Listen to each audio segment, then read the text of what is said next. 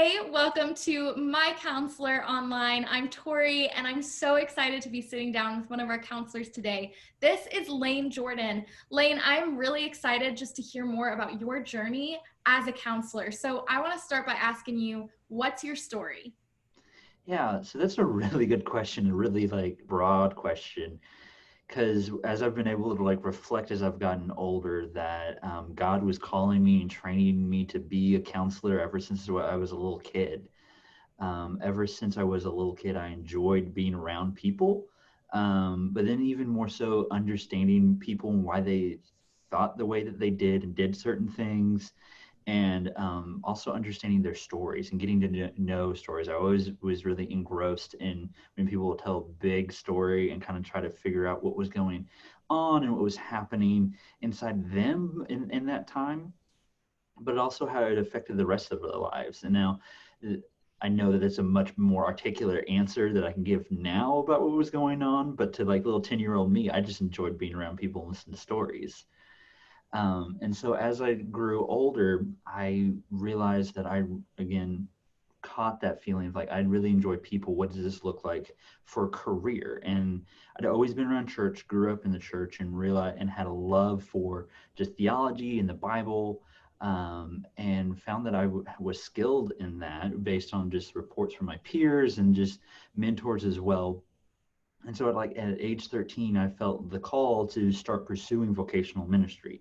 And so even throughout high school, when people always said what are you going to do when you grow up? I go, I'm going to be a minister. And so at least that's what I thought at that time. And so as I was growing up and realizing more about who I was, I realized the power of the one-on-one relationship, because I was always in group settings and things like that and grew in those types of ways in those settings. But I also realized that once I started meeting with one of my friends who became my mentor, just the power of being able to have a safe environment to where I could ask the questions that I was afraid to ask, and we could be very blunt and honest with each other. And that's when I grew the most. I could see a marked um, season of where I grew much more than other times. And so this kind of shaped shaped in me the way that I thought I was going to do ministry, right? Because I still thought I was going to, let's do ministry in a church, let's focus on discipleship is what I had named it at the time. And so I went and actually studied biblical and theological studies at College of the Ozarks back in 2014, and then I minored in psychology. I kind of had these two choices between business and psychology, but I'm it's always good to understand why people think the way that they do um, in ministry. And so that's what I stuck with, which is also amazing because most college graduates don't stick with their original major. And so again, through the encouragement of mentors, who was a counselor as well, kind of found that I am more gifted in the ways and called more to counseling than so ministry. And so that's where counseling became the forefront of what I believe that God was calling me to. Um, and so then once I graduated in 2018, 2018, sometimes the years get mixed up, um, I started pursuing a master's in counseling and then a master's in divinity at Midwestern Baptist Theological Seminary. And so just through a series of events, I've completed my master's in counseling before the master's in divinity and realized that this is where God has me and this is what he's equipped me the best to do.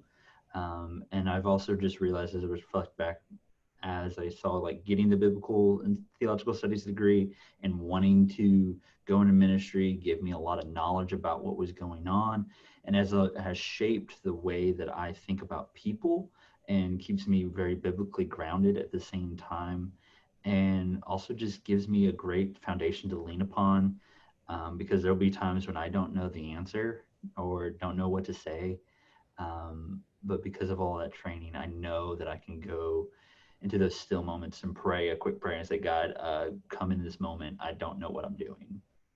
And he definitely meets me in that.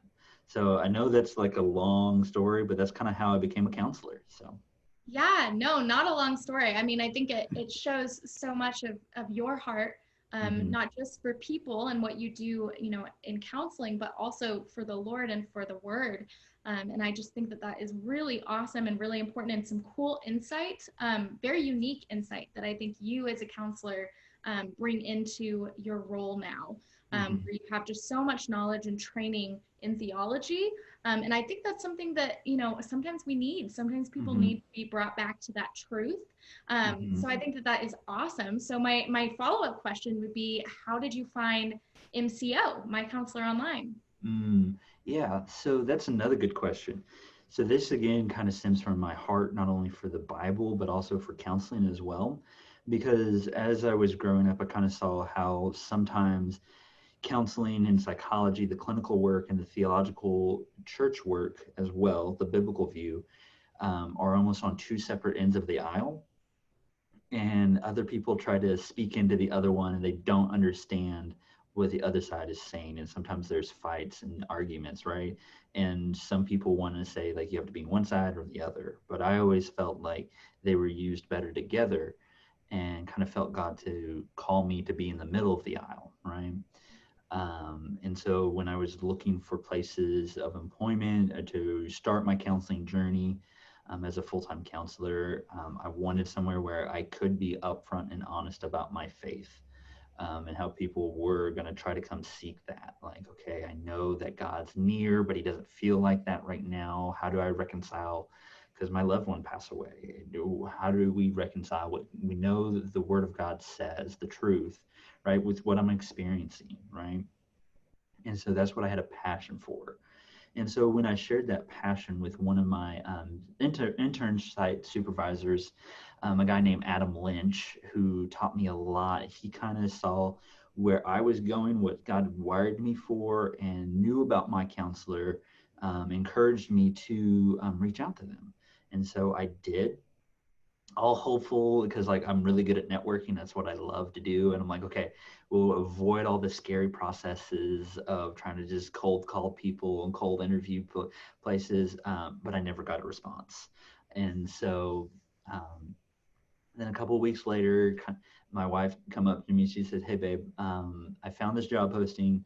Why don't you apply? It really aligns with what I think you have in mind, and I think you would just be a good fit for everybody." So I applied, in the midst of all the craziness of graduating school and then trying to take a national exam. So it kind of just fell on the wayside, and then I got the interviews, and again, it kind of just the team and the sense of community and the culture here and the vision, for counseling, but also the heart for the people really just resonated with me, and my vision resonated with them. And so they offered me to become a provisionally licensed counselor here at MyCounselor. And I haven't looked back since, and I've enjoyed every moment of it so far. Awesome. Sweet. Well, we love having you on the team. My next question would just be, what clients are you usually connecting with? Is it, couples, marriages, individuals? What Mhm. are you typically working alongside? Yeah. So the clients that I like working with the best, that I feel most connected to, are kind of what I would call like the silent strugglers, right? So a lot of times these people are experiencing anxiety or depression or any number of things, but these are the people who are pretty high functioning outside in the outside world, but they know they have an issue, but they're kind of like scared and afraid to share it with other people around because they don't want to show weakness necessarily, or just are afraid, and that's okay. I really like working with these people because I was one of those growing up. I had a lot of issues that I was struggling with, but never felt like I was safe enough to explore those, because there would be other people say, "Oh, that's not a problem," or dismiss it, or didn't think I was even important enough to be talk to, right? When people finally created a safe environment with me, I was able to open up and overcome a lot of those issues that I experienced. And so because of those experiences that I went through, I find myself connecting well with those people who, again, kind of bottle things up, are afraid to, but know they need help. They just don't know what the answer is. And even not knowing the answer frustrates them a little bit. And so I really find a lot of passion and joy in working in that.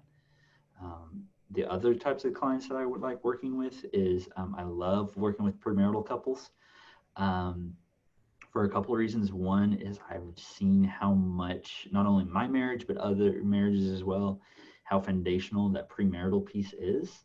And how it can just make your marriage flourish for the future and even avoid potential pitfalls. But then I also just love talking about marriage, right? I love being married. I love how it reflects what God's done for us. And then also just being able to explain what God meant for marriage and helping couples understand that about how they are a window into what God's doing in the world through their marriage and as individuals. That's a passion of mine. I really enjoy doing that. And then the last clients that I like working with is homeschoolers. So homeschoolers are kind of in this new wave of where a lot of us are entering the business world now. We're growing up, and homeschooling is becoming more of a thing in the world. And now we're kind of realizing, like, okay, my view of the world and what I experience is different, and sometimes it's hard for people to relate to me in a way. And so I definitely felt that as a kid and a homeschooler. And so if I can be someone who can walk alongside homeschoolers trying to figure this out, that would be such a joy to be able to do. Awesome. I love that. I was a homeschooler too. So I think that there is definitely so much importance in having people like that who can come alongside us in Mm-hmm. that transition. And I think that that is super awesome. So that's great. My last question would just be, what can people expect in a session with you? Yeah. So what that you can expect with me is someone who really just wants to get to know you, right? Um, and I want to create a place where it feels safe enough to where you feel like you can open up and ask those tough questions. But on like my end, I also expect you to know that I'm willing to be wrong. So if I say something, you're like, I don't think that's right. I'm okay with that. I just want to get to know you and walk alongside you, and not necessarily lead you in a way that you don't want to go, but maybe process maybe why you don't want to go there, but also help you achieve the places that you want to go. And then on the other side, with me sitting here, my personal goals for you are always to grow closer in an authentic growth with Christ, right? And even if you don't believe in Christ at the moment, right? I just wanted to see, I pray that you continually to grow, that the Lord's working in you in whatever form that is at the current time. And I'm just honored and privileged to not only hear your story, but be a part of your story as well, because that's something very safe and sacred. And it's really hard to open up to people. And I feel honored to be able to be a part of that for you.